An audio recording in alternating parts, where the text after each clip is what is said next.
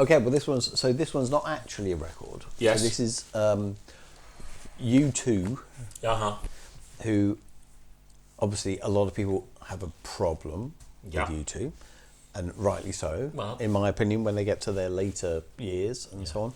But for me, it's a song called Bad, but very particularly, it's when they played at Live Aid in, was it 1985? I was a huge, and still am, a big Nick Kershaw fan. And Wouldn't It Be Good and stuff like that.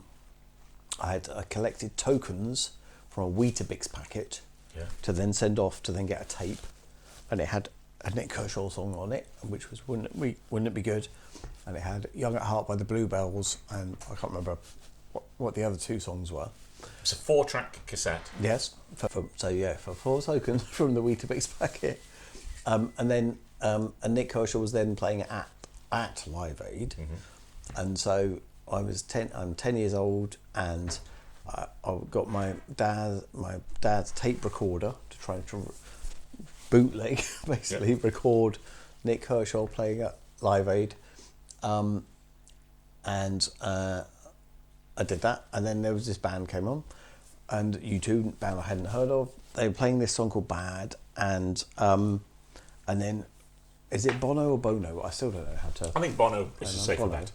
Bono is more the comedy version. If you're anti U2, pro U2, Bono. So Bono, okay. So, and he disappeared off into the crowd, and so for a couple of minutes, the band is just jamming away, and they're looking at each other, and they're going like, "What are we doing? He's fucked off into the crowd.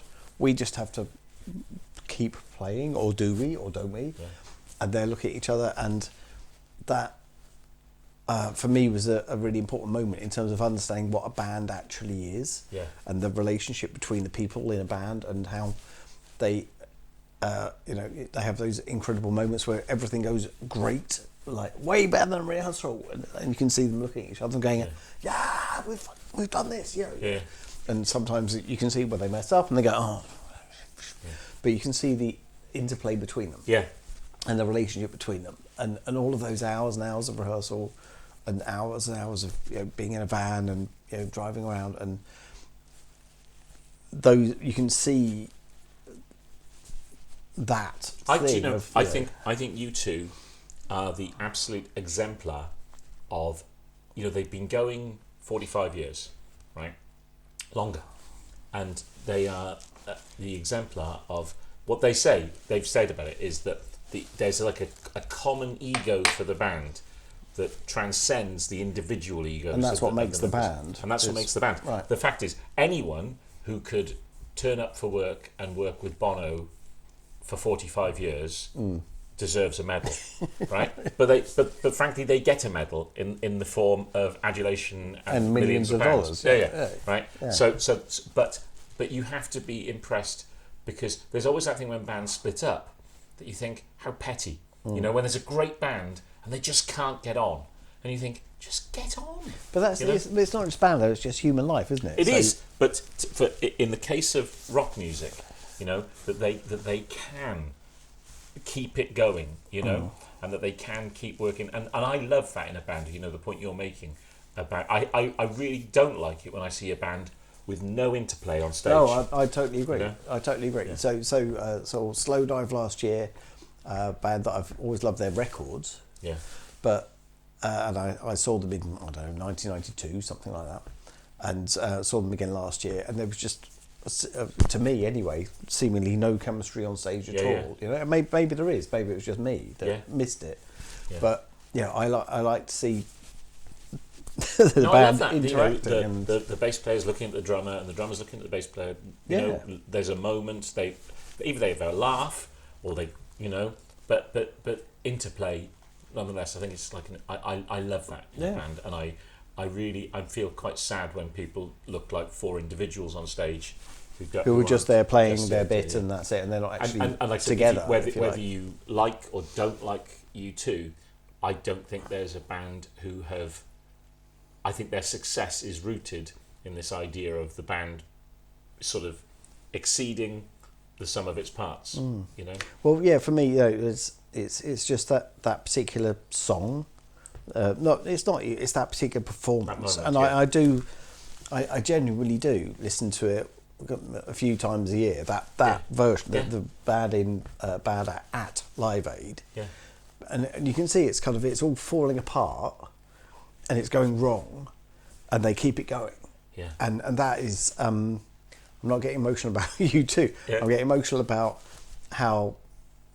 what music is and how what being a collective together is, and just keeping it going. You know? Doing it at U2 at Live Aid is astonishing, because the thing about status quo going on first.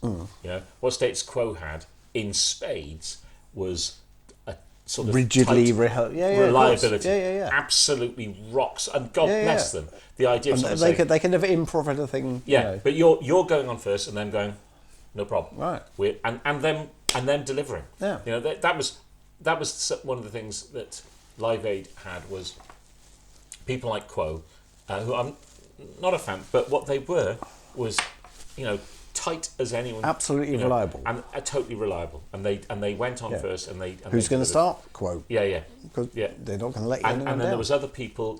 At the time, Adamant was at the end of his arc. Yes. And he went on. Yep. And got it completely wrong. Complete misfire. Isn't it funny? I can't remember him there. Well, but there you go. Yeah. That's showbiz. Yeah. Duran. Yes. Who did View to a Kill, and Simon Le Bon hit a bum note. Oh. And that was that.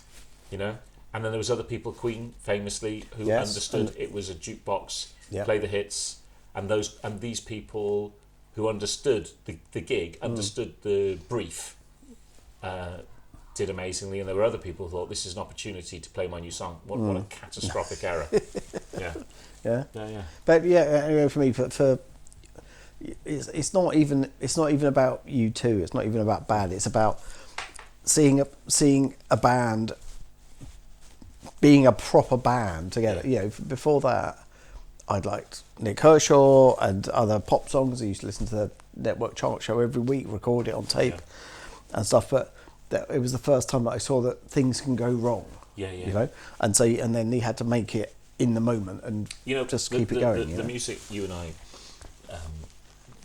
the gigs we go to and things like that, it's one of the things that I've loved over the years. And I think William D. Drake, I think Bill is a great example of this. He's so great. But he can do a show where it's just him. Yes. Just him and one person. And just it can him be and three. two people, It can be the full band. or a full band. Yep. And it works. And Stuffy the same. And, Stuffy the same. Again, turn up with a guitar. Turn up with a keyboard player. Same thing. And it doesn't matter because they understand that it's about the song, and it's about entertainment, and it's about connection with the audience. And when things go wrong, how it can still be delightful. That perfection, music on rails. When a band is playing to tapes or whatever, it's boring. and you know nothing. If it's going to go wrong, it's going to go catastrophically wrong.